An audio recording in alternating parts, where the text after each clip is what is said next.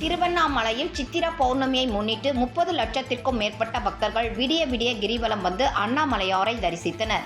நினைக்க முக்தி தரும் திருத்தலமாக ஆன்மீக பெரியோர்களால் போற்றப்படும் அண்ணாமலையார் கோவில் அமைந்துள்ள திருவண்ணாமலையில் கார்த்திகை தீப திருவிழாவுக்கு அடுத்ததாக அதிக பக்தர்கள் வருகை தரும் சித்திரா பௌர்ணமி நேற்று இரவு துவங்கியது. சித்திரா பௌர்ணமிக்கு அதிக பக்தர்கள் வருகையை எதிர்பார்த்து குடிநீர், மருத்துவம், பாதுகாப்பு உள்ளிட்ட அடிப்படை வசதிகளை போர்க்கால அடிப்படையில் மாவட்ட நிர்வாகம் மேற்கொண்டது. மேலும் கூட்ட நெரிசலை கட்டுப்படுத்தும் வகையில் திருவண்ணாமலை நோக்கி வரும் 9 சாலைகளிலும் மொத்த 20 தற்காலிக பேருந்து நிலையங்கள் மற்றும் வாகன நிறுத்தும் இடங்கள் அமைக்கப்பட்டன. சித்திரா பௌர்ணமியை முன்னிட்டு திருவண்ணாமலைக்கு மாநிலம் முழுவதும் இருந்து 1000 கணக்கான சிறப்பு பேருந்துகளும் கூடுதல் ரயில்களும் இயக்கப்பட்டன.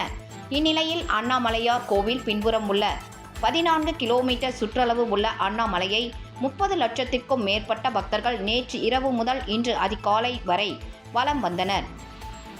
இன்று இரவு 10 மணி வரை சித்திரா பௌர்ணமி நீடிப்பதால் இன்றும் தொடர்ந்து கிரிவலம் வர திருவண்ணாமலைக்கு பக்தர்கள் வந்து குவிந்த வண்ணம் உள்ளனர்.